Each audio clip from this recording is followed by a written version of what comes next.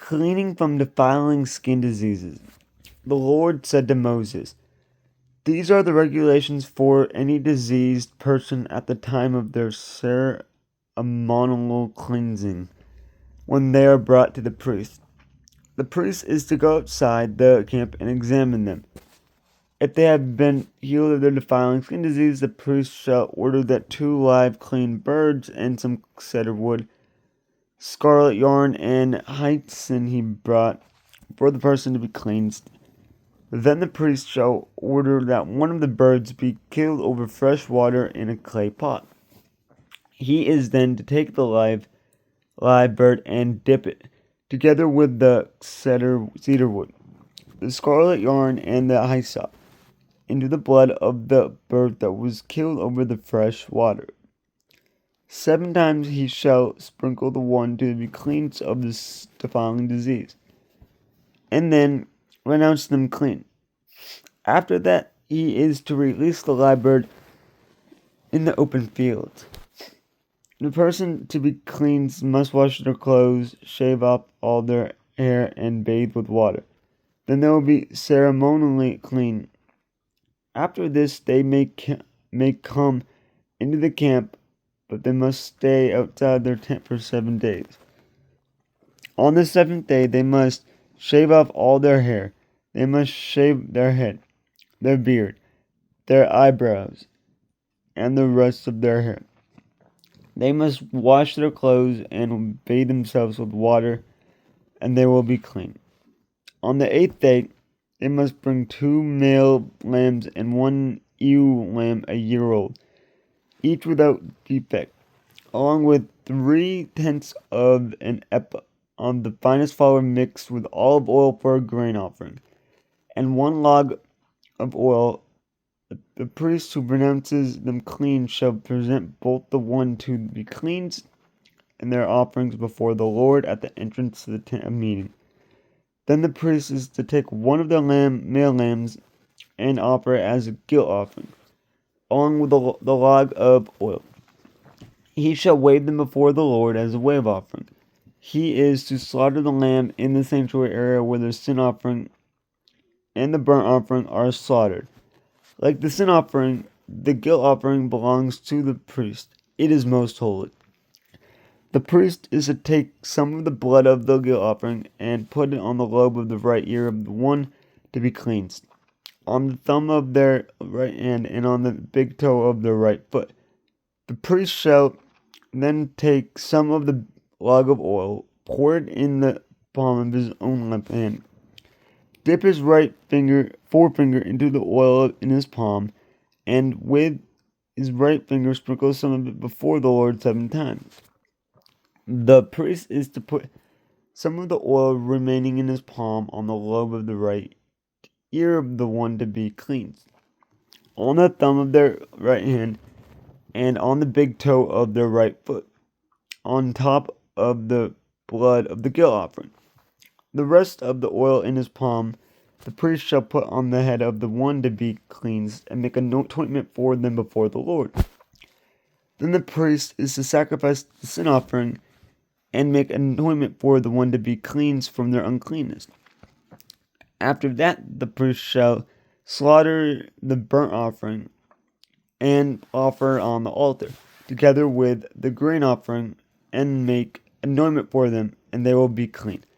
If, however, they are poor and cannot afford these, they must take 1 male lamb as a guilt offering to be waved and make an ointment for them, together with 1/10 of an ephah of the finest flour mixed with olive oil for a grain offering, a log of oil, and 2 doves or 2 young pigeons, such as they can afford, one for a sin offering and the other for a burnt offering. On the 8th day, they must bring them for their cleansing to the priest at the entrance of the tent of meeting before the Lord. The priest is to take the lamb for the guilt offering, together with the olive oil, and wave them before the Lord as a wave offering. He shall slaughter the lamb for the guilt offering, and take some of its blood and put it on the lobe of the right ear of the one to be cleansed, on the thumb of the right hand, and on the big toe of their right foot. The priest is to pour some of the oil into the palm of his own left hand, and with his right forefinger sprinkle some of the oil from his palm 7 times before the Lord. Some of the oil in his palm he is to put on the same places he put on the blood of the guilt offering, on the lobe of the right ear of the one to be cleansed, on the thumb of the right hand, and on the big toe of the right foot. The rest of the oil in his palm the priest shall put on the head of the one to be cleansed, to make anointment for them before the Lord. Then he shall sacrifice the doves or the young pigeons, such as the person can afford, one as a sin offering, and the other as a burnt offering, together with the grain offering. In this way, the priest will make anointment for the Lord on behalf of the one to be cleansed.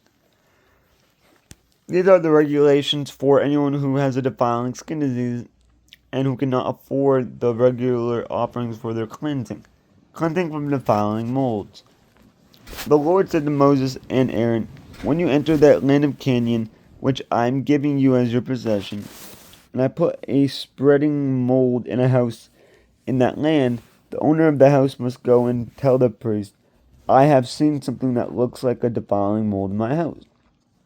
The priest is to order the house to be emptied before he goes in to examine the mold, so that nothing in the house will be pronounced unclean. After this, the priest is to go in and inspect the house. He is to examine the mold on the walls, and if it has greenish or reddish depressions that appear to be deeper than the surface of the wall, the priest shall go out the doorway of the house and close it up for 7 days. On the 7th day, the priest shall return to inspect the house. If the mold has spread on the walls, he is to order that the contaminated stones be torn out and thrown into an unclean place outside the town. He must have all the inside walls of the house scraped, and the material that is scraped off dumped into an unclean place outside the town. Then they are to take other stones to replace these, and take new clay and plaster the house. If the defiling mold reappears in the house after the stones have been torn out and the house scraped and plastered, the priest is to go and examine it, and if the mold has spread in the house, it is a persistent defiling mold. The house is unclean. It must be torn down, its stones, timbers, and all the plaster, and taken out of the town to an unclean place. Anyone who goes into the house while it is closed up will be unclean till the evening. Anyone who sleeps or eats in the house must wash their clothes. But if the priest comes to examine it and the mold has not spread after the house has been plastered, he shall pronounce the house clean, because the defiling mold is gone. To purify the house, he is to take 2 birds and some cedar wood, scarlet yarn, and hyssop. He shall kill one of the birds over fresh water in a clay pot. Then he is to take the cedar wood, the hyssop, the scarlet yarn, and the live bird, dip them into the blood of the dead bird and the fresh water, and sprinkle the house 7 times. He shall purify the house with the bird's blood, the fresh water, the live bird, the cedar wood, the hyssop, and the scarlet yarn. Then he is to release the live bird in the open fields outside the town. In this way he will make anointment for the house, and it will be clean.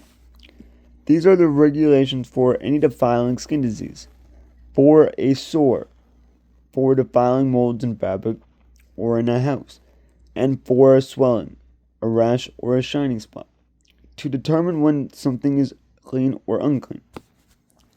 These are the regulations for defiling skin diseases and defiling molds.